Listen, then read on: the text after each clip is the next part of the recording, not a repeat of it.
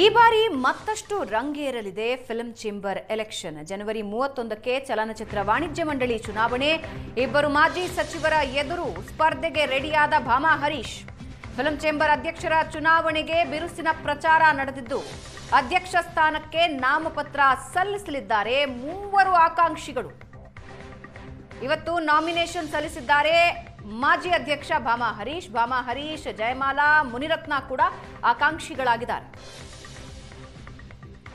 ಇದೇ ತಿಂಗಳ 31ನೇ ತಾರೀಕು ವಾಣಿಜ್ಯ ಮಂಡಳಿ ಅಧ್ಯಕ್ಷರ ಚುನಾವಣೆ ಇದೆ. ಮುನಿರತ್ನ, ಜಯಮಾಲಾ ವಿರುದ್ಧ ಗೆಲ್ತೀನಿ ಅಂತ ಭಾಮಾ ಹರೀಶ್ ವಿಶ್ವಾಸ ವ್ಯಕ್ತಪಡಿಸಿದ್ದಾರೆ. ಅಲ್ಲ, ಯಾವತ್ತು ಅಖಾಡ ಜೋರಾಗಿರಬೇಕು. ಯಾಕಂದರೆ ಅದು ನಾನು ಇಷ್ಟಪಡ್ತೀನಿ. ಯಾಕಂದ್ರೆ ನಾನು ಕಾಲೇಜ್ ಡೇಸಿಂದನೂ ಸ್ಟೂಡೆಂಟ್ ಯೂನಿಯನ್ ಇರೋದ್ರಿಂದ, ಸೊ ಹಂಗಾಗಿ ನಾನು ಸ್ಪರ್ಧೆನ ಭಾಳ ಸ್ಪೋರ್ಟಿವ್ ಆಗಿ ತೊಗೊಳ್ತಕ್ಕಂಥ ವ್ಯಕ್ತಿ ನಾನು. ಅದು ಕೂಡ ಇವತ್ತು ಈ ಬಾರಿ ಚುನಾವಣೆ, ಯಾಕಂದರೆ ಕಳೆದ ಬಾರಿ ನಾನು ಆಯ್ಕೆ ಆಗಿದ್ದಾಗ ನನ್ನ ಪ್ರತಿಸ್ಪರ್ಧಿಗಳು ಏನು ಆಯ್ಕೆ ಪ್ರಭಾವಗೊಂಡಿದ್ದು ಸೋತಿದ್ರು. ಅವರು ಕೂಡ ನಮ್ಮ ಆಡಳಿತಕ್ಕೆ ತುಂಬಾ ಧಕ್ಕೆ ಮಾಡಿದ್ರು. ಆಡಳಿತ ಮಾಡೋಕ್ಕೆ ಬಿಡಲ್ಲ, ಕೋರ್ಟಲ್ಲಿ ಸ್ಟೇಗೆ ತಂದರು. ಸುಮಾರು 7 ತಿಂಗಳ ಕಾಲ ನಾವು ಏನು ಆಡಳಿತ ಮಾಡಲಿಕ್ಕೆ ಆಗಿಲ್ಲ. ಸೊ ಅದು ನನಗೆ ಮಾನಸಿಕವಾಗಿ ನನಗೆ ತೃಪ್ತಿ ಕೊಡಲಿಲ್ಲ. ಸೊ ಹಾಗಾಗಿ ಮತ್ತೆ ಹಿಂದೆ 6 ತಿಂಗಳಿಂದನೇ ನಮ್ಮ ಮಾಜಿ ಅಧ್ಯಕ್ಷ ಜಯಮಾಲಾ ಅವರು ಕೂಡ, ಮೇಡಮ್ ಕೂಡ ಅವ್ರ ಮನೆಗೆ ಕರೆಸ್ಕೊಂಡು ನನ್ನ ಬ್ರದರ್ನ ಕರೆಸಿ, ಹರೀಶ್ ಅವರೇ ಪಾಪ ನಿಮಗೆ ಆಡಳಿತ ಅವಧಿ ನಿಮ್ಗೆ ಸಿಗಲಿಲ್ಲ, ಸೊ ಹಾಗಾಗಿ ನೀವು ಮತ್ತೆ ಕಂಟೆಸ್ಟ್ ಮಾಡಬೇಕು, ಮತ್ತೆ ಅವ್ರು ಯಾರು ಸ್ಪರ್ಧೆ ಮಾಡ್ತಾರೆ ಅವ್ರ ವಿರುದ್ಧ ತಾವು ಗೆಲ್ಲಬೇಕು ಅಂತೇಳಿ ನನ್ನ ಬ್ರದರ್ ಗಿರೀಶ್ ಅವ್ರನ್ನ ಕರೆಸ್ಕೊಂಡು ಹೇಳಿದರು.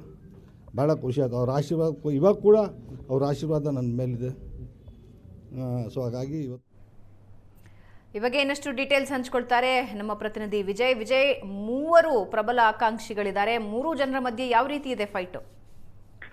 ಭವನ, ಈ ಬಾರಿಯ ಕರ್ನಾಟಕ ಚಲನಚಿತ್ರ ವಾಣಿಜ್ಯ ಮಂಡಳಿ ಚುನಾವಣೆ ಭಾರಿ ದೊಡ್ಡ ಮಟ್ಟಕ್ಕೆ ಸದ್ದಾಗ್ತಿದೆ. ಅದಕ್ಕೆ ಕಾರಣ ಮುಖ್ಯವಾಗಿ ಜಯಮಾಲಾ ಅವರು, ಮಾಜಿ ಸಚಿವರು, ಹಾಗೆ ಆ ಕಡೆ ಮುನಿರತ್ನ ಅವರು ಕೂಡ ಈ ಬಾರಿ ಕಂಟೆಸ್ಟ್ ಮಾಡ್ತಾರೆ ಅಧ್ಯಕ್ಷ ಸ್ಥಾನಕ್ಕೆ ಅನ್ನೋಂಥ ಮಾಹಿತಿ ಇರುವಂತದ್ದು. ಹೀಗಾಗಿ ಇದ್ರ ಜೊತೆಗೆ ಈ ಹಿಂದೆ ಕಳೆದ 2 ವರ್ಷದ ಹಿಂದೆ ಫಿಲ್ಮ್ ಚೇಂಬರ್ ಅಧ್ಯಕ್ಷರಾಗಿದ್ದಂತ ಭಾಮಾ ಹರೀಶ್ ಅವರು ಕೂಡ ಈ ಬಾರಿ ಅಧ್ಯಕ್ಷ ಸ್ಥಾನಕ್ಕೆ ಸ್ಪರ್ಧೆ ಮಾಡ್ತಿದ್ದಾರೆ. ಹಾಗಾಗಿ ಇವತ್ತಿನಿಂದ ನಾಮಿನೇಷನ್ ಪ್ರಕ್ರಿಯೆ ಶುರುವಾಗಿದೆ. ಜನವರಿ 31ನೇ ತಾರೀಕು ಚುನಾವಣೆ ನಡೀತಾ ಇದೆ.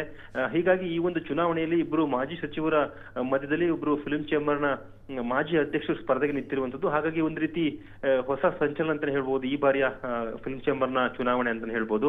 ಯಾಕಂದ್ರೆ ಜಯಮಾಲಾ ಅವರು ಈ ಹಿಂದಿನ ಕೂಡ ಅಧ್ಯಕ್ಷ ಸ್ಥಾನವನ್ನ ವಹಿಸಿಕೊಂಡು ಚಿತ್ರರಂಗದಲ್ಲಿ ಹಲವಾರು ಕೆಲಸಗಳನ್ನ ಮಾಡಿದಂತವ್ರು. ಭಾಮಾ ಹರೀಶ್ ಅವರು ಕೂಡ ಆ ಕೆಲಸಗಳನ್ನ ಮಾಡಿದಂತವ್ರು. ಮತ್ತೆ ಮುನಿರತ್ನ ಅವರು ಕೂಡ ಫಿಲ್ಮ್ ಚೇಂಬರ್ ಸಕ್ರಿಯರಾಗಿದ್ದಂತವ್ರು. ಮತ್ತೆ ಈಗಾಗಲೇ ಸಕ್ರಿಯವಾಗಿರುವಂತಹ ರಾಜಕಾರಣದಲ್ಲಿ ಕೂಡ ಅವರು ಗುರುಸ್ಕೊಂಡಿರುವಂತದ್ದು. ಹೀಗಾಗಿ ಕರ್ನಾಟಕ ಚಲನಚಿತ್ರ ವಾಣಿಜ್ಯ ಮಂಡಳಿ ಈ ಬಾರಿ ಒಂದು ರೀತಿ ರಾಜಕೀಯದಲ್ಲೂ ಕೂಡ ಭಾರಿ ದೊಡ್ಡ ಮಟ್ಟದಲ್ಲಿ ಸೊಂಟು ಮಾಡ್ತಾರೆ ಅಂತಾನೆ ಹೇಳ್ಬೋದು. ಯಾಕಂದ್ರೆ ರಾಜಕಾರಣಿಗಳ ಜೊತೆಗೆ ಚಿತ್ರರಂಗದಲ್ಲಿ ಕೆಲಸ ಮಾಡಿರುವಂತರ ಜೊತೆಗೆ ಈ ಬಾರಿ ಚುನಾವಣೆ ಎದುರಿಸಬೇಕಾಗಿ ಬಂದಿರುವಂತದ್ದು. ಹಾಗಾಗಿ ಅಧ್ಯಕ್ಷ ಸ್ಥಾನಕ್ಕೆ ಪ್ರಬಲ ಅಭ್ಯರ್ಥಿಗಳು ಸ್ಪರ್ಧೆ ಮಾಡ್ತಿದ್ದಾರೆ. ಸುಮಾರು 1400 ಓಟ್ಗಳಿದೆ. ಇದರಲ್ಲಿ ಯಾರ್ಯಾರಿಗೆ ಎಷ್ಟೆಷ್ಟು ಹೋಗುತ್ತೆ, ಯಾರು ಅಧ್ಯಕ್ಷ ಸ್ಥಾನವನ್ನು ವಹಿಸ್ಕೋತಾರೆ ಅನ್ನೋದು ಭಾರಿ ಕುತೂಹಲ ಮೂಡಿಸಿರುವಂತದ್ದು. ಭಾವನಾ, ಎಸ್, ಧನ್ಯವಾದ.